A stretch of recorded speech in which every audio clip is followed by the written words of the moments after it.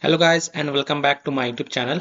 In this video tutorial I will show you how to fix get an app to open this ms-xbl-6422d247 link in Call of Duty Modern Warfare 4 beta game.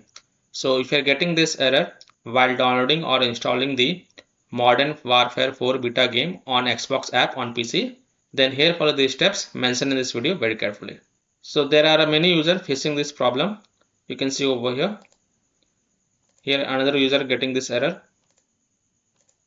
here also another user getting error, and here also another user is getting problem. So to fix this issue, open the web browser. You can open any web browser, for example Chrome, then go to this link. I will provide this link in my video description, so you can visit this link and this will open the Call of Duty Modern Warfare 4 beta game page. If you have already added the key, then you will see the install option over here. So simply click on install and then it will install the game on Xbox app on PC, and that's it. So by following this fix you can easily solve this error.